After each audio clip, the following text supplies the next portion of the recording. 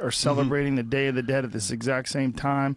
This is amazing stuff. And right now our science is closing its eyes to this. I think it's fair to say, with the Taurid meteor stream, which is a very big issue in this whole discussion, that we are dealing with a hidden hand in human history. It's something that is going to ultimately require us to re-explain almost everything. The skeptics hate it. They can't bear it.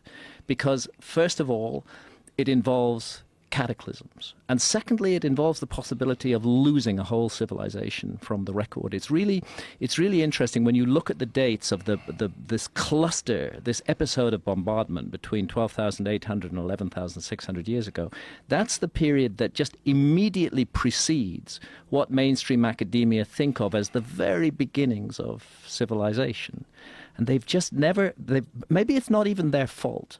This is so recent, this science is so new that they've not had time to adapt to it. But if they adapt to it and take this into account, then suddenly what was an extraordinary and absurd and impossible idea, that there was a lost civilization 12,000 years ago, becomes a very plausible and reasonable idea. And then we start, once we take that on board, then we can start opening our eyes to archaeological anomalies, like the Great Sphinx, like Baalbek, like submerged ruins, like Göbekli Tepe, and begin to consider, what does all this mean? Are we in fact a species with amnesia? Are we here forgetful of the truth about ourselves? Maybe that's why we're so fucked up, because we just actually don't know. We've made up a story about where we came from and what we are. I certainly think it plays a part. And I also think that conservative skepticism is probably prudent when you're dealing with most scientific issues. Course. Most things that come up that people are claiming. I mean, there's so many charlatans out there and crazy people that are claiming new discoveries. But in some cases, they examine these discoveries as long as they're far enough away from us or weird enough, like this new planet that they believe they have a 90+%. Planet 9, yeah. They're pretty sure there's something outside past the Kuiper Belt, and they think it's massive. They think it's at least 4 times, maybe larger than the United States, or the world. Than the world, and got an orbit of about 10,000 years. Yeah. And that's interesting with comets, because this huge, massive object circulating in the outer solar system through the Kuiper Belt, which is the source of many of the comets that hit the Earth, is destabilizing comets from safe orbits and putting them into really dangerous orbits that come our way. Correct me if I'm wrong, but what is the source of all these near-Earth objects? Does this have anything to do with Earth 1 and Earth 2? Does it have anything to do with the initial impact that created the moon? Is that because we were hit by another planet, right, during the formation of the Earth? And this is all scientifically established. Astroscientists or astrophysicists, rather, and astronomers all agree on that, right? There's a lot of debris that would go back to that time. But comets are another story, because they're coming in from the far reaches of outer space. They're coming in from the Oort cloud and the Kuiper Belt, just vast distances away. They're voyagers. They're kind of messengers from the distant reaches of the cosmos who come in an unpredictable way because their orbits are destabilized by something like Planet 9. Isn't there something called Bode's Law, where you can measure the mass and the orbit of a certain planet, and you can accurately depict where the next planet is going to be? And doesn't that fall apart somewhere between Mars and Jupiter? With the asteroid belt. Yeah. Which would indicate that something was probably there at one point. That's been the theory of the asteroid belt, that it was an exploded planet. Of course, there's a lot of opposition to that theory too. You're right. Skepticism really has an important role to play. It's really essential that we are skeptical. Otherwise, we'd all be following Zecharia Sitchin and waiting for the Anunnaki to land. Exactly. We would have sold our houses December 21st, 2012, and we'd all be going, what the fuck, now I'm homeless.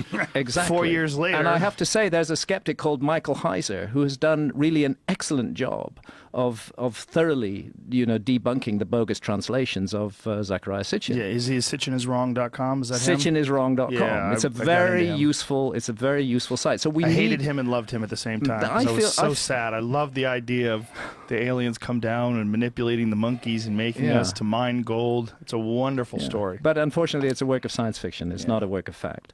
Damn it, Zecharia. I knew him. He was a fascinating man. I once drove him from Stonehenge to London. We had many conversations. He was a deep and serious researcher, but I think he got carried away with his own fantasy. I also think that fantasy became very lucrative, and it also became a source of identity to him. Yeah. I followed him pretty closely as well. I read The 12th Planet, and I got really into his research, and this is in my early pot smoking days when I first started smoking pot. So I was all in. I was all in. Yeah. And then as I got wiser, and then as I got, well, I don't know, maybe not wiser, just I started recognizing objectively why these things are so attractive. The fantastical is more attractive than the practical. And so something else. Again, I don't want to put Sitchin down, and I'm here also to say that Sitchin did a lot of really good work. He was a clever guy, and he did a lot of very, very, very thorough research. I've just lost my track, actually, smoking too much dope. Where was I going? Well, we were talking about all the difference between the fantastical and the practical, that there's this inclination to accept things that are fun. Yeah. You know, that's what I was going to say, is that when you start talking about the Anunnaki, those from heaven to earth came, these fantastic creatures from... Thank you. You've brought my memory Planet back. Nibiru. I remembered what I was going to say. What's Maybe interesting... you need some pot, because I know Randall wants some. Could be good. What's interesting is that the level of technology that Zechariah attributes to the Anunnaki oblique Nephilim, that level of technology is the level of technology that we had in the 1970s when we were... NASA was doing its stuff. So it's NASA technology from the 1970s that is projected out onto...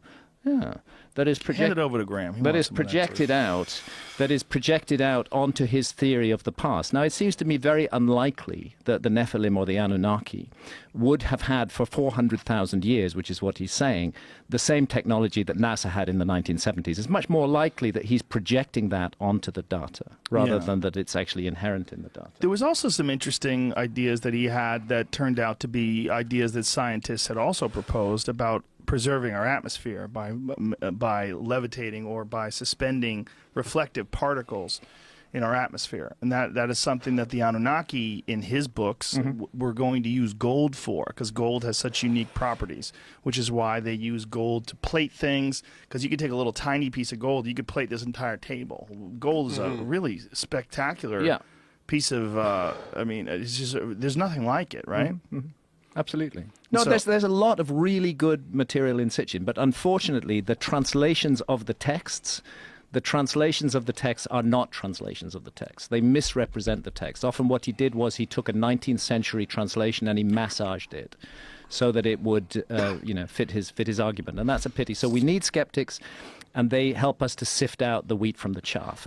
But occasionally what the skeptics do with this drive to criticize anything that's not mainstream, occasionally what they do is they let go a really good idea, which deserves investigation and which the human species could benefit from. And that's my feeling, is we're this amazing species, we've developed all this science. Why are we so ready to let go of wonderful ideas? Well, it's also fascinating to me that because of what Sitchin has been sort of criticized for, people now ignore the stuff that's absolutely undeniable, like the actual stone tablets themselves, the clay tablets, where you can see the depictions of the solar system. Somehow or another, these people from 6,000 plus years ago had a detailed map of the solar system. They had a clear idea of the solar system. With the size in like a relatively correct order, in the planets in the right place. Like, they somehow or another knew that Jupiter was bigger than Mars. They knew these things in some weird way, and we don't know why, and we don't know how. Also, the caduceus representing the double helix of the DNA, that's a really fascinating concept too, that the caduceus is used for medicine, and it's used to it's just he had some really interesting points, Zechariah did.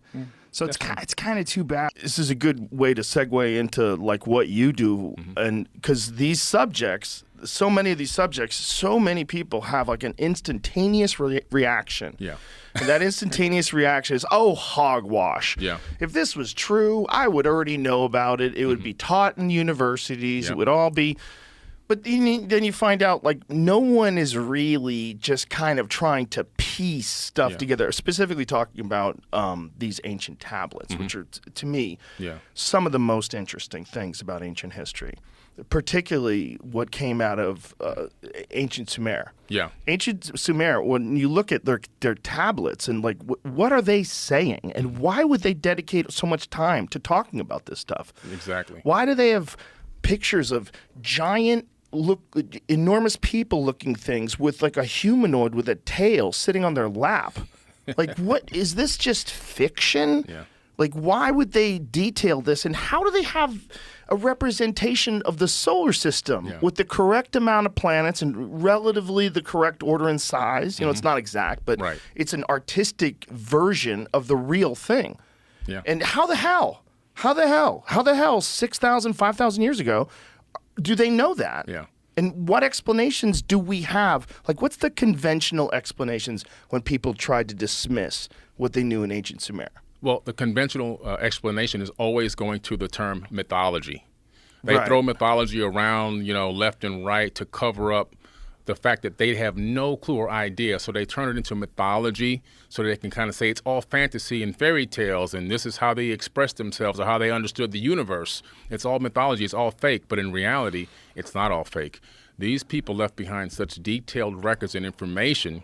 It's a time capsule of information on stone tablets for us today to be able to decipher, break down, and understand, and that's what we're here to do now. When you look at these ancient languages like cuneiform, can you read that? Do you know how to read it? Yeah, a small amount of it, yeah. Studying it from books that I have bought right off of Amazon. Oh. Yeah, so basically you take a stick. It looks like a stick with a kind of a curved end, right? Almost sharpened. It's called a stylus.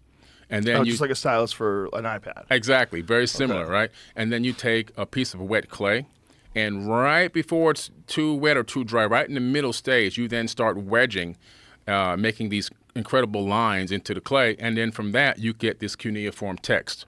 So this text literally, some of the letters actually relate to complete ideas. But it's incredible work, and it takes a long time to do. And then you have to let this thing dry, and then it becomes stone.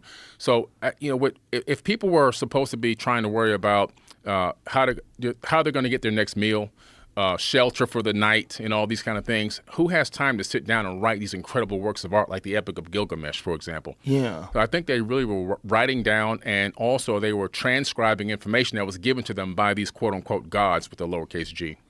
So when you're reading things like the Epic of Gilgamesh, the Epic of Gilgamesh, for people who don't know, is one of the oldest versions of a lot of the stories that you hear in the Bible. Very similar to them. There always seems to be a great flood. There's a few heroes. There's angry gods. There's a bunch of stuff going on. And Zecharia Sitchin's work was like the most controversial on the Sumerian text, right? Yes. Because there's a whole website called sitchiniswrong.com. Like, people go crazy about him. Yeah. But when he starts talking about it, when you read some of the things that they wrote, and when you see like some of the images that they created, the images that look like the double helix from DNA, and there's a bunch of that now we represent the caduceus, which represents pharmacies and drugs. Like that's the old version of an image of the double helix of DNA, or at least it looks super similar to that. Oh, it definitely is, because it's referenced even in the Egyptian Book of the Dead and other ancient texts. So there's no coincidences here. Now, Zecharia Sitchin, I don't particularly go by his work. Not because it's controversial. I believe he was one of the greatest researchers of all time. And the reason why is because he laid out so much information for us to begin to scratch our head and ask questions. But what I figured out was that by going through the UCLA CDLI online cuneiform digital library, say that fast 10 times, I was able to take stone tablets and decipher them myself. So anyone can go online to the UCLA CDLI online cuneiform digital library and read these stone tablets for themselves. You don't need Zecharia Sitchin. You don't need anyone else. And as I began to break these tablets down, do they have them transcribed, or are you reading the actual tablet? They transcribe them. They actually transcribe them into English for you. Is there controversy as far as, like, are there different versions of the transcription? Like, do some people think it's interpreted differently? Is like some debate about that? Only where it comes to where some of the text is missing. There could be pieces chipped off of tablets. You see that corner missing from that tablet right there in the Epic of Gilgamesh. Just look how wild is that? Yeah, just how wild is that exists? Yeah. And that this was. It's so hard for people to put in their brain 5,000 years of time, and that there's these people that have this very bizarre language. Like when you look at that language, we don't even know what it sounds like, right? Right. No, and the language popped up out of nowhere. You're talking about a civilization that appeared out of nothing.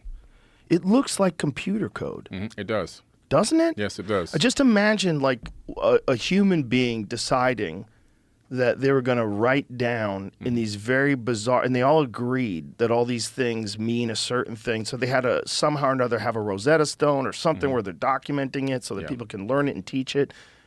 And then we're looking at it 5,000 years later. Yeah. It's so amazing. It is. And what's incredible is this text was translated in the 1800s, long before Zecharia Sitchin was born. So there are some, some rumors that, he was the only one that could decipher these tablets. Well, no. George Smith, who worked as an Assyriologist and wrote many books and deciphered these Sumerian tablets in the 1800s. So we're talking about texts that have been deciphered for a few hundred years, nothing that was just deciphered recently. So what are the first decipherings? Like what year was the first deciphering? It was in the 1800s. I think around 1850, George Smith. He actually worked at the, I believe it was Cambridge. And what was his take? Like, when he's reading all these wacky stories and all the Anunnaki stuff, like, what's his take on it? He is literally subscribing to this information the way almost that you and I see it today. These people saw something, experienced something, interacted with something, and he cataloged it, and it inspired him to write a complete translation of the Enuma Elish and the 7 tablets of creation. And he talks about the fact that that information was copied right from those tablets and put into the Old Testament of the Bible. And so, not exactly like it's going to go from here to the Bible, but it went into other ancient papyruses and scriptures and so forth. And then later on, when it was discovered in caves, people took those and then said, okay, we got to put this into a book. And then it became the Bible much later, around 100 AD. But he subscribed to the theory that these people interacted with beings in some way, shape, or form, and that also this information is so incredible that it became part of the biblical text. Did you ever read the Dead Sea Scrolls? Yes, yeah. So the Dead Sea Scrolls, what was it found in? What year was that? It was in Qumran, right? They found them in Qumran, but I think again this was also, I believe, in the late 1800s or early 1900s. Is when they found them. So these things are written on animal skins, and this is this is a very old version of those exact same stories, or some of similar stories. Yeah. There's a lot of weirdness in the Dead Sea Scrolls. Like, I haven't read it, but is there any references to anything that's similar, like Anunnaki type characters, the Nephilim, or anything like that in the Dead Sea Scrolls? They show up everywhere. In the Dead Sea Scrolls, and the Enuma Elish, and the Epic of Atrahasis. Of course, even in the Bible, they're known as the Anak, A-N-A-K. We were grasshoppers in their eyesight, it says in the biblical text. So no matter where you go in any culture, you're going to discover that these beings, in some way, shape, or form, engaged mankind, brought knowledge, teaching, building techniques, and just so much more wisdom and information, esoteric wisdom, alchemy. All these things came from these people. So the craziest version of this story is that they genetically engineered us out of lower primates and put us here to mine gold. Right. And then established different types of civilizations and taught us how to build things, taught us all these different things. And enough time has passed that we've kind of forgotten. Enough time has passed. That's the wackiest version of it, right? Right. That's the bare bones minimum. Yeah, the wackiest versions they made us, which is we've talked about this a couple of times, but how bizarre it is that human beings have this incredible fascination for gold. We're fascinated with gold. Yeah. This fascination with gold is really weird. Like, why back when it was basically useless? You couldn't make a knife out of it. You couldn't, like, it didn't make sense that this would be so valuable. Just because it's rare, you're barely alive. We're going, right? We're going back to full-on hunter and gatherer, our ancestors with spears and stone chipped, and then after that, gold emerges, and it stays. Yeah. It stays forever. Yeah. Now, when you read Zecharia Sitchin's book, he talks about this in the 1970s. His description of it was that they needed to suspend gold particles in the atmosphere because their atmosphere was being destroyed. Right. Then you move to like somewhere around the 2000s when climate scientists start proposing this idea of suspending reflective particles in the atmosphere. Right. And then when you realize the unique properties of gold, how unusual it is in terms of like a building material, you can coat things. The reason why things are like coated in gold, silver plated, gold plated rather, you can take a tiny piece of gold and cover an enormous area with it. It's a strange metal, like really weird. And what, the supposed story is, it's very common on Earth, very rare on Nibiru. Right. Yeah, that's the story. And now when I started looking into this gold thing myself, and here's what I came up with. So when you start analyzing the text, you discover that there was an encampment in a place called South Africa at Adam's Calendar. Okay. Now at Adam's Calendar, there's actually the very first gold mines discovered. They're dating them back to about 200,000 years ago. And that's incredible because there's a building there that looks like a worn down structure. Now, in the tablets, it talks about the fact that the Ijiji, who were the working class Anunnaki beings who were cleaning out the Euphrates and Tigris River so they can create irrigation and create a bustling civilization. Also, they were doing the actual construction themselves. No people needed, just them working. They were like the construction workers, and Anu and Enki and Enlil, these leader gods, were like the foremen, the master architects and so forth, right? The boss. So these people were working, but they weren't supposed to be enslaved. They were volunteers. They got tired of doing the work, according to them, for about 250,000 years of labor on Earth, and also, according to them, on Mars. This is in the text. They call it Lamu. And so they decided to go to war against Enki, Enlil, and Anu because their demands had not been met. So they went to meet them in the Epic of Atrahasis. They go to Adam's Calendar. They go to that same structure that was discovered where that gold mine is located. I was like, holy crap, there is some link here to gold. Specifically, exactly, I don't know. But I know if you're an advanced civilization, you need gold. And the people that you have working it for you probably think, it's to adorn or to adorn yourself or in recognition of the gods. So they'll wear it and they'll utilize it, but not for technology. What's crazy is they go to war, they go to get ready to go to battle. And then Enki says, I have an idea that will stop this war. There's an existing being on this planet. Existing, not something that doesn't exist, existing. We can add our essence to it with a slain god. So they're talking about taking the DNA or genetics from one of themselves and mixing it with the DNA of the hominid that was here. It's not specified whether it was, an ape man or anything, but they don't specify in the tablets. But to create a worker being. And they began to do this genetic modification, probably disconnecting some of our DNA, making genetic modifications to us to get us to take orders from them. They inserted something called a worship gene, which was just discovered recently, that human beings have a gene inside of them that can be turned on and turned off. It can be turned off in a laboratory setting. It can also be turned off with a magnetic field around your head. And when it's off, you don't want to worship anything outside of yourself. You look inside. And when it's on, you look to get something from the outside. So this is incredible. And so they made us worship people. Gene yes. inside of us to make us worship them. Wow, right. Genius. It's incredible because then you're not a slave anymore. You're doing this for the honor of the gods. And for people who think all this talk is really crazy, I want to put into perspective that we talked about this the other day, that during which war was it where the Soviet Union was experimenting? It was scientists in the Soviet Union, correct? They're experimenting with creating a chimpanzee human being hybrid that they would probably send to war. Yeah. So instead of having regular people, we would make this monster, this freak, ape man, and send him to war and have him crush the enemies. Yeah. It's like, it's just how crazy is that? They knew how strong chimps are. I got an idea. Let's turn a chimp human, and that way, if he dies, who gives a fuck? Right. We made him. Get him to go to work for us. Yeah. And now if you're a supremely enlightened being, wouldn't you think of human beings with all of our folly and all of our chaos and all of our war and bullshit and the internet and disinformation and misinformation, wouldn't you think of us kind of the same way we would think about that chimp hybrid thing? Yeah. You know what's weird about the whole phrenology thing is like we're the smarter ones, right? But the Neanderthals had a bigger brain. So what the fuck happened? Well, when you told me that, I thought you were exaggerating your Neanderthal DNA. And then when you showed me your hands, because you have the same size hands as me, right? Yeah, they're pretty big. They're basically the same size. I'm 6'4". The freaky thing is the fist size. My fists are crazy. It's nuts. Just bizarre. But they were when I was like 15, 16 years old. I believe you're a Neanderthal. Fists. Yeah. Well, I there's more like people that live in like Nordic countries and Danish countries, like the Northern Europeans. There's a lot of Neanderthal DNA out there.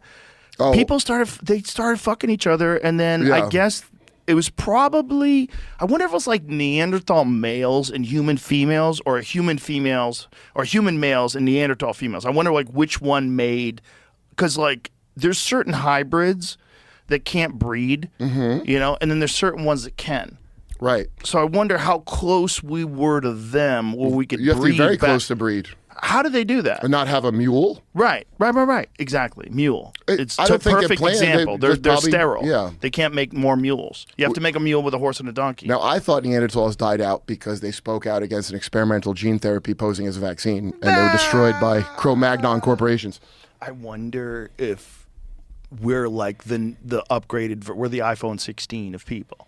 You know, and like they probably had a bunch of other ones before. That's and they all had to try it That's that in way. occult and- shit. The fifth root race and all that bullshit Yeah. from Madame Blavatsky. Well, imagine if you're creating a human and you have a bunch of different versions of it. If you're the Anunnaki, you're these 9-foot-tall gods from planet Nibiru, and you come down here, you try 6%.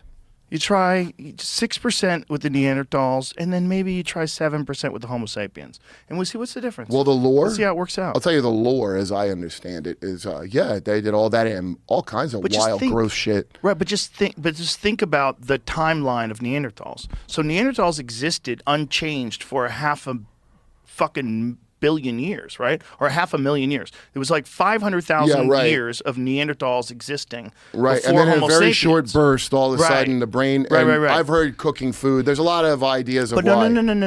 It's no, not that, but- No, but Neanderthals had bigger brains, so that doesn't make any sense. So it's even weirder, right? Dude, beta's better than VHS, but guess who fucking won? Yeah, but imagine if you're Nibiru people, you're these aliens, and you're like, these motherfuckers aren't learning shit. They're too animalistic. Right. They're too close. Like they had much larger eyes. There's some people speculate they had night vision like a dog does. You know how dogs' eyes glow when they see headlights? Is that the guy that says that the Neanderthals were scary beasts and we no, killed that's them? another one. That's another Because guy. they could see in the dark and we couldn't? But they think that's probably true.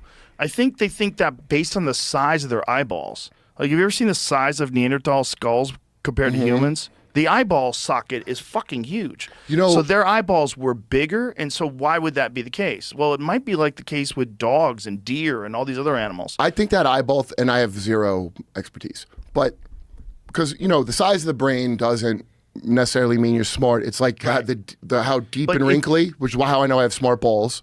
And but but- the eyes, there's something about big eyes that, to me, that indicates some kind of intelligence thing. Because Well, they were very intelligent. They Yeah. used tools. So we know all this. But the thing is, there's physical intelligence that they had that's probably way superior to ours. Meaning, like, they're way stronger. Their bones were way denser. And their tendon strength must have been, like, multiple times what a normal human man is at that size. Right. So you're dealing with a physically superior thing that was too primal. So they had to introduce another version, which is slightly less primal, but still kind of fucked up. And that's the one that figured out how to make everything. That's the one that figured out how to do metallurgy. That's the one that figured out industrial enterprise and the combustion engine and you hear what you're saying? planes. Those are Yeah. jobs. So here's what I would say. Since human nature is programmability, what they were aiming for It's was something curious. But I don't want, like, you can even see now. Curious and ambitious makes new alien life. That's all it takes. Right. Curiosity and ambition, and that's what two things that human So you beings might have. have to stunt it sometimes in people. Right. By dumping shit on. It's too late now. If you were a super advanced civilization, the race would get so advanced that you could leave your planet. Yes. And that's the only way you're going to survive, because eventually your planet is going to move over millions of years further and further away from the sun, not able to inhabit life anymore. Right, so maybe send your DNA or whatever to Or- the third rock Or Anunnaki. or Anunnaki. That's the good one. Yeah, they show up everywhere. That's the ultimate one. That is the big one. The Anunnaki's the big one. Yeah, that's a good one. That's one that makes you go, oh. Because it shows up everywhere. It shows up in the Bible. It shows up in the Mahabharata. It shows up in ancient Chinese literature. It shows up everywhere. Not always called the Anunnaki, but the Anunnaki, and then they have their servile species that could be the Nephilim, could be the giants, and then they take these primitive humans, give them just enough intelligence to mine the gold. It's part of the lore. Yeah. It's a good one. Oh, it's the best one. Mm-hmm. It's the best one because when you do look at ancient Sumer and you look at their detailed map of the solar system, you're like, what the fuck is that? Like, how did they figure that out? Right. Like you're talking about 6,000 years ago, they had depictions of the planets all in the proper area. Like they weren't the exact right size, but like the bigger ones were in the place where the bigger ones would be, the smaller ones in the place where the smaller ones would be. It was representative. And the sun looks like a sun, like it's got the rays around it. Right.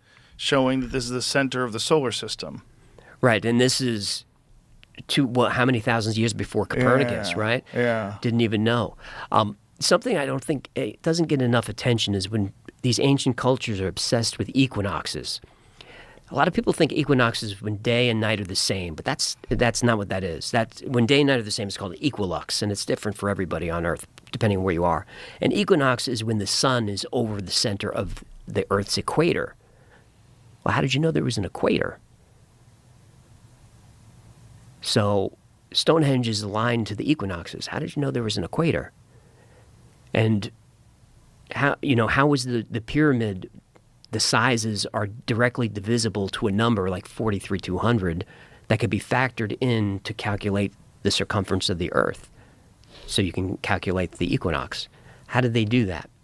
Right, and how is it pointed to true north, south, east, and west? How did they do that? Why does it mirror the stars of the Orion Belt? But mirrors them 30,000 years ago because of precession. Right.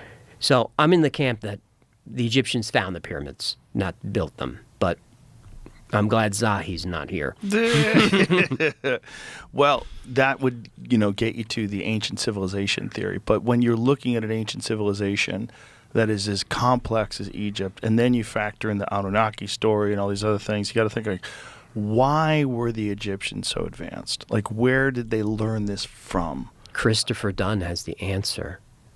The power plant? Power plant. Yeah. Is that what you think? It's one of my favorite episodes because you can either watch my stupid thing with the fish, or the better thing is to just buy Chris's books and read the science. Oh, don't be a sheep. Don't be a sheep. The next one's going to have taxes are theft. For people who don't know, if you haven't watched the show, Hecklefish talks shit from the aquarium during the entire show. It's really a funny little. It makes the show fun because it's like shows you're not totally taking it seriously. Right. You have a talking fish who talks shit to you the entire time.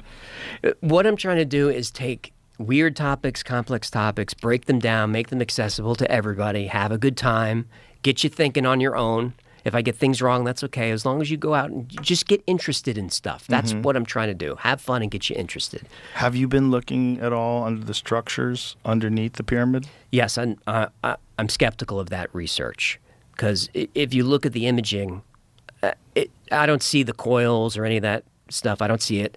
They also said they found the tomb of Nefertiti. No, the tomb of Osiris. It just looked like splotches on radar. And they haven't released any of that information to the scientific community. Nothing's peer-reviewed. But when it first hit the news, I was like, that supports the power plant theory, the coils and all of that. Mm-hmm. But I have a feeling that their research will be debunked. Hope I'm wrong. Really? Well, they released more of it. And because they released more of it, and the conversations that Graham Hancock and Brian Murarescu had with them, they were initially skeptical as well. They've come around more to thinking that these guys might be onto something. Because they've done this multiple times now with multiple scans. And they keep getting the same results. And it does kind of look like coils. When you look at the images, first of all, the pillars. The fact these pillars are uniform, and then the fact that the structure goes down 2 kilometers into the earth. Yep. Like, maybe people 4,500 years ago were so motivated, as Zahi said, that it's like, this is the project of the entire country, the pride of the country. Mm-hmm. Okay, maybe. But 2 kilometers down, like we're starting to get real crazy. I mean, if you look at the Khufu pyramids, like perfect, and then you look at the pyramids that were built later that we know were Egyptian built, and it's like the Timu version. It's like you're not even. It's like a mess. It's just a pile of rocks. Yeah. Where the Great Pyramid is precise. And there's no reasons for these different chambers. And the chemical residue, why? And why are there copper rods going down into the aquifer, which is exactly the technology Tesla was using at Wardenclyffe Tower, the same exact technology. Why? There's hydrochloric acid. We have evidence of that. And we've got the zinc sulfide, and it creates hydrogen atoms that go up the gallery. And then there's an opening that's exactly the right wavelength for hydrogen to flow through. And it resonates at 440 hertz, and it makes an F-sharp chord. And you've got it's tuned inside the king's chamber to exactly that chord. Or, maybe it's just a place for a dead guy. Why use rose quartz, which is so highly, the rose granite is so dense with quartz. It's very rare, but it creates a lot of piezoelectricity when you apply pressure to it. And hydrogen could do that if you pumped it through the king's chamber. It's so fascinating to me that the gatekeepers are they're so reluctant to even consider any possibility that it might have been something other than what they've initially asserted. It's frustrating, but it ruins their career and their reputation. It's like everything you said was wrong. Over time, I have a buddy who just went to Egypt, and he hired these two archaeologists to take him on a tour, and both of them were saying there is no way the actual mainstream story is accurate. They're like, there's no way. Like, this stuff is beyond. And then as he was like going through it with them, he said he was just fucking blown away. He said, I haven't been, but he said, you can look at it all day on television and on your laptop. When you go there, you're just like, what the fuck? I'd love to see it. Yeah, we should go together. Let's do it. Let's go. Let's go. Zahi wants me to go with him, but I just don't think I could. I think after an hour, I'd be like, dude, I got to get away from you. Yeah. You're freaking me out. He'll ruin everything. I discovered this. This is my discovery. Yeah, He didn't even mention the limestone from Tor. Didn't even touch on it. What's the significance of that? It's a great insulator of electricity. It's also mined from very far away. We know it was definitely there. Herodotus talked about the limestone pyramids that could be seen from the mountains of Arabia. So Herodotus, they were still there. We know that the limestone facing was there because a lot of it was looted after a couple of earthquakes. They built bridges out of it. You can go touch it. It's there. But he didn't talk about it. But if the pyramid power plant theory is true, then you use the limestone as an insulator. Inside, you've got the granite, which creates this piezoelectricity. And then you've got this other limestone in between that kind of keeps everything modulated. So if it was a power plant, like what was it powering and how was it doing that? That's the big problem I have is, so if Tesla wanted to project this energy into the ionosphere, and then everyone could tap into it with some type of receiver, like a radio. But there's no evidence I can find of them powering anything. So we can make the argument that maybe if the capstone were gold, this energy could resonate through the center of the pyramid, come up through the golden capstone, and then go straight into the ionosphere. And we know that the pyramid will resonate at certain frequencies and amplify it. That's been tested at about 200 meters is the ideal wavelength. But the only other theory is the obelisks at some point were these receivers. But there's no evidence that they powered anything. But maybe they used the energy for something different. I don't know. And if we're looking at the wrong timeline, if we're not really looking at 2,500 BC, if we're looking at 30,000 BC or something even before that, which is also a weird thing that Zahi dismissed. He dismissed this idea of the King's List that goes back 30,000 years. Right. Yeah. And he says that's just Myth. Right, just myth. Yeah. We know exactly. Also, he said he didn't believe in carbon dating, which is like, Yeah. that's convenient. That's convenient. Yeah. Did not believe in carbon dating. And what about rock dating? That is a thing with certain types of rock. Limestone, not so much, but something like igneous rock, you can get a pretty good idea. Yeah, the whole thing is very weird. It's so weird because it's so vast and so spectacular that no matter what you think, no matter what theories you have, you still have to look and you go, how the fuck? Like, it's so nutty that you can't even imagine people making it. Right. Not people as like we consider people today. Like if a civilization today, if let's say for some reason no one had ever visited a part of the earth, and then they went to a part of the earth and they saw people with these structures today, we'd be like, what happened? How did you do this? We would think they were wizards. Wizards. Right. Above and beyond. 2,300,000 stones. Mm-hmm. Hundreds of miles through the mountains. You carried the big ones for the inside the king's chamber. You put them up 130 feet up in the air With a ramp. Yeah. I don't think so. But it's all just, if they did, where'd that technology go? Where'd that construction knowledge go? Like, where did their engineering go? Like, how were people that advanced that long ago? I like the acoustic levitation theory is an interesting one where they use sound vibration to lift heavy objects. We see that occurring throughout history as part of lore. But even in the 1930s, a British, maybe he was an archaeologist, naturalist, went to see Buddhist monks, and using instruments, he watched them levitate heavy objects. And there's film of it. This is all a legend. And when he went back to the UK, they seized the film. But they were using instruments and chanting to levitate these rocks up a cliff face to build whatever they were building. Well, how about that wacky dude in Florida that made the Coral Castle? Oh, yeah, that's Edward Lee Scanlon. It's hard to find, but I found him using levers and pulleys and stuff to do it. It's still amazing what he did. Yeah, by himself. By himself. He's like 5'1", Yeah. 90 pounds. And I think that door is tons, and you can push it with your finger. That door in the Coral Castle is amazing. And supposedly did it for his girlfriend, I didn't right? read for that. his beloved. Yeah, he did it to impress a lady. You went too far, man. You don't have to do that. Just buy a nice car. don't do the she doesn't care. Anybody could buy a nice car. I'm gonna rock this chick's world. Literally gonna rock her. She's gonna see my Coral Castle and like, this motherfucker's the one. She bailed. You bail if a dude builds you a castle. You're like, look at the time. Mm-hmm. Gotta go. Mm-hmm. Yeah. When you do these shows and, you've amassed like this channel now with all these like fascinating things, which ones to you are the most exciting to create? The most exciting? Like one of the ones you get really jazzed about? The ones that kind of shatter my belief system. Like the hollow moon, or the crop circles. The idea of the moon being hollow is because they shot something into the moon and it rang like a bell, right? Right. A few things. One was they deliberately crashed their rocket into the moon, and there was seismology. Seismographs were placed in the moon to check what would happen, and it did reverberate.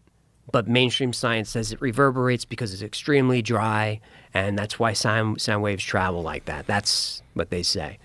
But other scientists have said it seems to be, if it's not hollow, there are hollow cavities within the moon. And why do they think that?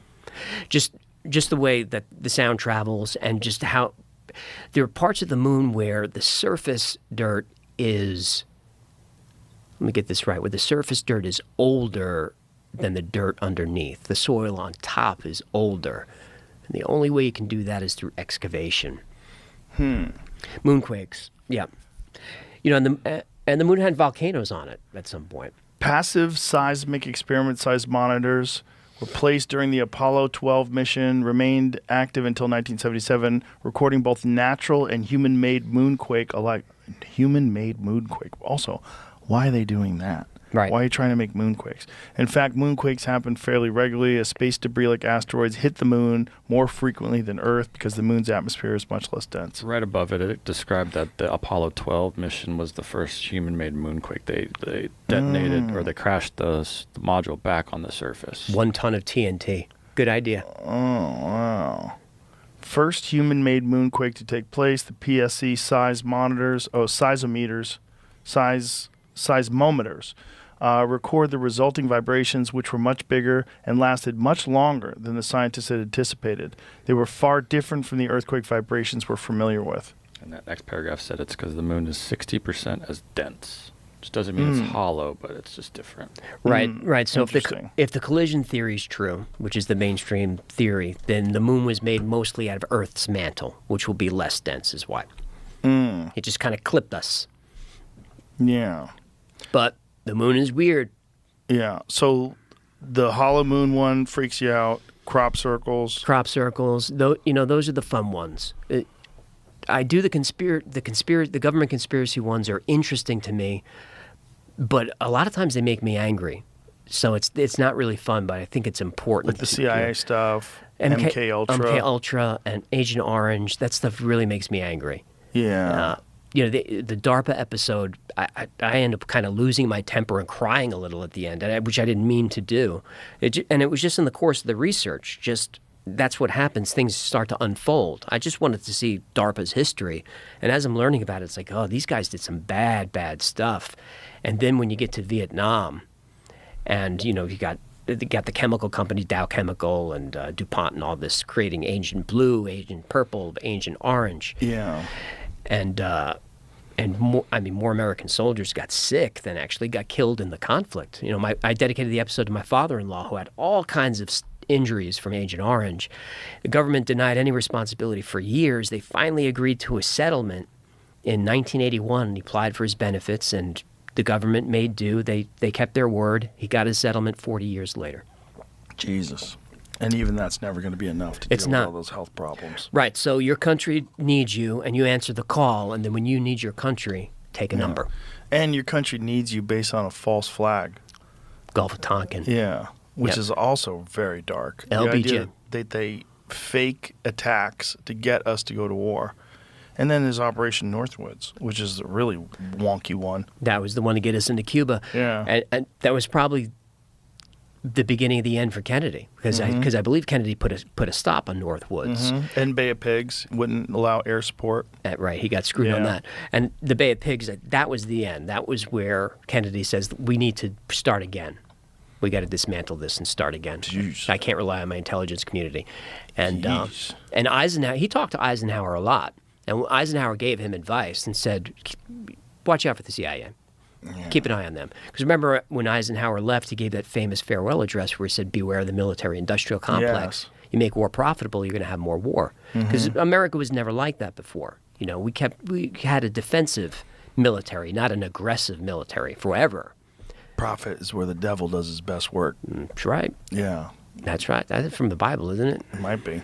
But it's really what it is. If evil is real, justification for evil, like if you have a compartmentalized situation like they do with corporations where you have this diffusion of responsibility because you have a bunch of people that are all working together. Hey, it's not I'm just working. This is part of my job. And then you have a responsibility to shareholders to make maximum profits every quarter.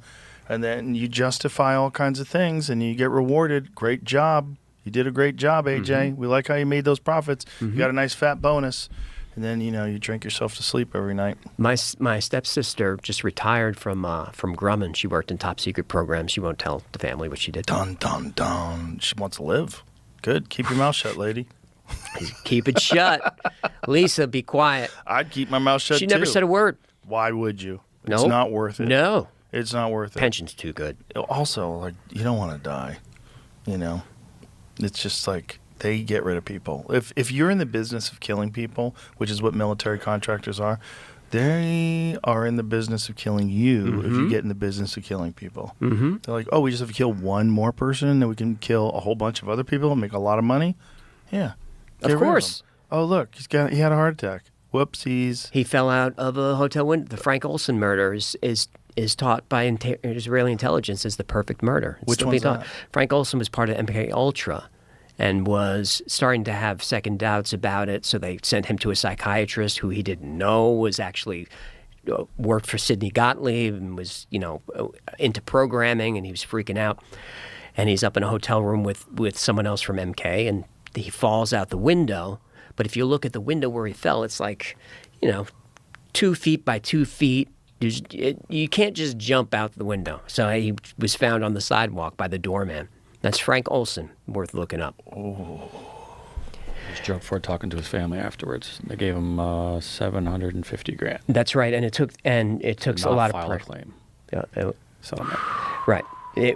Right. And it was be quiet. We'll give you the money, but be quiet about it. Yeah. So it's all real, and it's just the stuff that's undeniable is enough to make you just go, whoa. What is happening? What is really going on behind the scenes? The MK Ultra, the testimonies from the women is really heartbreaking to watch them. The sexual abuse that they endured for years at that, the whatever that was, that lodge on the water near D.C. and just tortured and crazy stuff. Operation Midnight Caller, you know that one? Which one's that? That's it happened in San Francisco, where they had agents hiring prostitutes, and they Oh, Midnight Climax. Midnight Climax behind the two-way Yeah, glass. nuts. Nuts. Bunch of weirdos. Tax dollars at work. Yeah, and it's because they had no oversight. You have ultimate power. It's all totally deniable. And it was, I think it was Nixon who banned it in '72. It might have even been '69 before he came in. They kept doing it anyway. Same with bioweapons. They were ordered by executive order to get rid of their bioweapons, and it was found out years later they were just stockpiling them. They still had them. Yeah. And they still do. Yeah. Yeah. Do you hesitate sometimes when you're doing these government cover-up ones? Yes. Yeah, I don't want to say I'm Because they're dangerous. They are. Bigfoot's not dangerous. No, Bigfoot's not going to hurt me. Bigfoot's a fun one. It is fun. UFOs are fun ones. Different dimensions. Fun stuff. Yeah.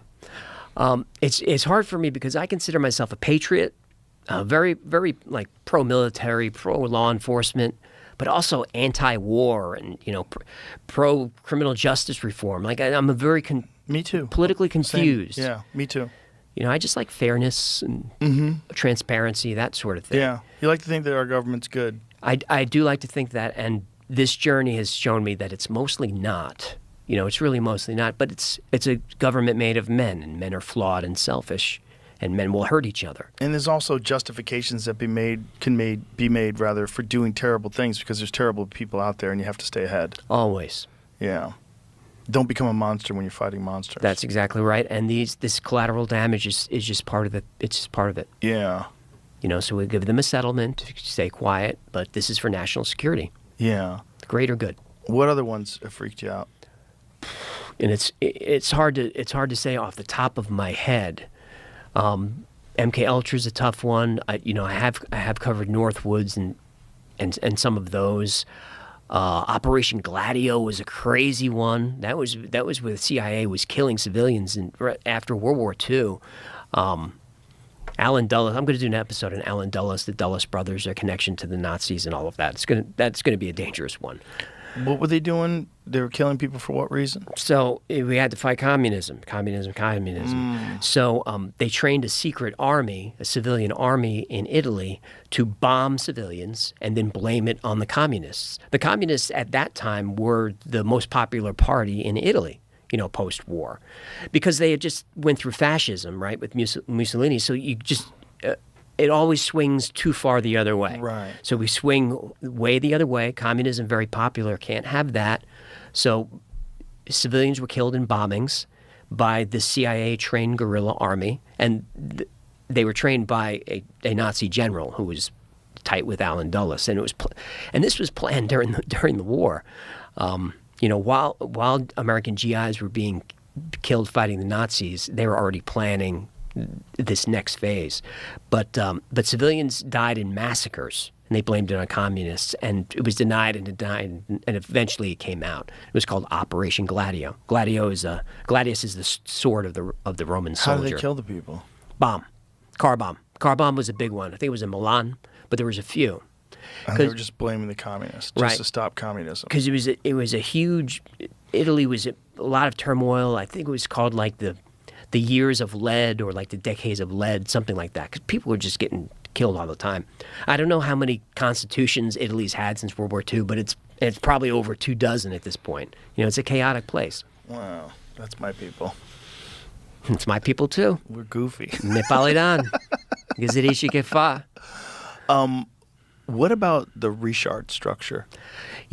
People ask me about that, the Eye of the Sahara. I usually say, you know what, go to Corsetti, go to Bright Insight, go to Randall Carlson. Corsetti's the most... Randall Carlson doesn't believe that was Atlantis.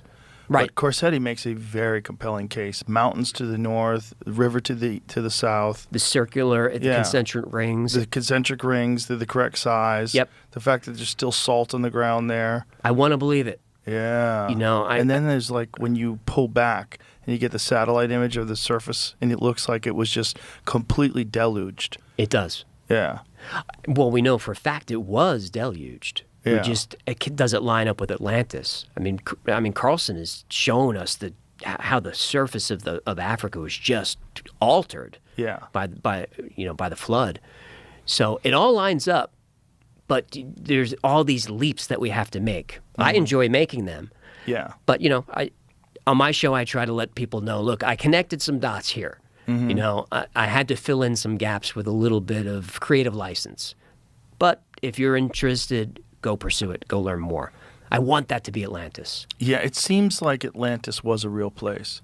Because, once they found out that Troy was a real place, Troy was also dismissed, right? Yes, it was. They found out, no, Troy actually existed. It doesn't seem like any of those stories were bullshit. It seems like they were historical accounts. And the thing about Plato's writings about Atlantis, he talks about it having existed 900 years prior, which lines up perfectly with the Younger Dryas. Right, and he learned it from an Egyptian priest who learned it from someone else. So the story goes back beyond Plato, if you believe Plato, which you can believe Plato. Well, he was right about a lot of things. This is what the Society for American Archaeology said in their open letter to Netflix, complaining about my show. They said, we know that there was no lost civilization during the Ice Age. And my question to them is, how can they possibly know that when they've looked at relatively small areas of the Earth? The picture is not complete. They should be saying, we don't think there was a lost civilization during the Ice Age, fine.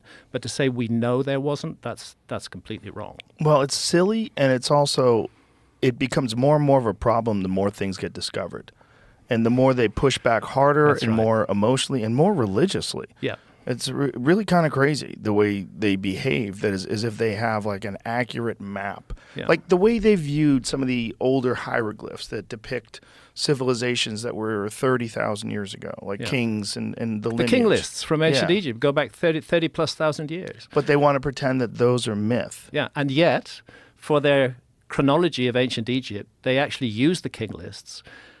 The moment those king lists start giving dates that fall within dates that archaeologists like, everything before those dates, they say, oh, they just made it up. How crazy is that? Wouldn't it be a fascinating alternative if you were an archaeologist to go, you know what? Maybe this king's list is legit.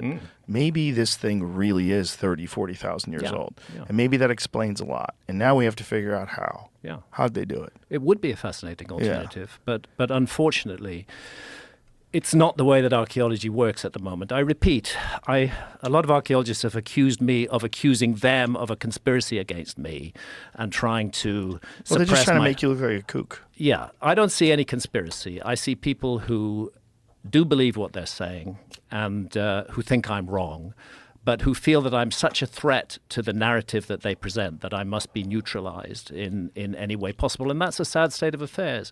Science should embrace and explore new and different ideas, and particularly when it comes to the human past. Look, I mean, if I get in an aeroplane, I do want the pilot to be a properly qualified pilot. I want him to have undergone all the training and to be really good at what he does. But flying an airplane and studying the human past are two different things. And archaeologists often compare themselves to airline pilots. They say, you wouldn't get in an airplane without a properly trained pilot, so why are you studying the past without a properly trained archaeologist? And what I say is, you've got blinkers on. You've got a very narrow perspective on what the past could be, and you're defending and protecting that perspective and imposing a narrative about the past on the public. And that's where we get into a kind of religious aspect of this, that they become the high priests of the past. Well, like Zawi Hawass is an excellent example in Egypt. Zahi is an excellent example. He does not want to even entertain the notion that there's some sort of a gap in the knowledge of history. If you just say the word Atlantis to Zahi Hawass, he goes berserk. He absolutely goes nuts. And that's irrational too, since we know that the Atlantis story comes from Plato. We know that Plato said the source of that story was in ancient Egypt, in the Temple of Neith at Sais in the Delta. An ancestor, Solon, visited that temple and was told the story which he put into the word. Atlantis is not an ancient Egyptian word. That's one of the problems. But he called it Atlantis. But at Edfu in Upper Egypt, there's a whole story of a homeland of the primeval ones that was destroyed in a great cataclysm and flooded by the sea, leaving only a few survivors who traveled around the world seeking to restart civilization. It's told very clearly in the Edfu building texts, which fortunately have now been completely translated. Sadly, only into German. I hope we'll see the full English translation in due course. But the translations I was working from when I first studied them are very good, and they've been reinforced and supported by this new fuller translation. So I think the Atlantis story does have an ancient Egyptian origin, and I think the ancient Egyptians should be proud of it rather than throwing it away. And also, archaeologists should not seek to isolate the story of Atlantis from other flood myths and traditions all around the world. And that's a problem too. I mean, we have hundreds of myths and traditions from countries all around the globe which speak of a great global cataclysm, a huge flood, often wildfires, destruction of human beings and of animals, a few survivors who seek to restart civilization. It's a global story, not a single story told by Plato. And I mean, if you hear the same story from so many different cultures, at what point in time do you go, maybe there's something to this?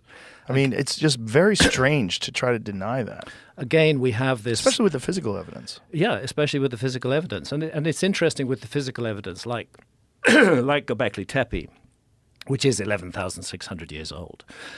I mean, it used to be argued, Robert Schoch and John Anthony West's work on the Great Sphinx, suggesting that the Sphinx could be 12,000 plus years old.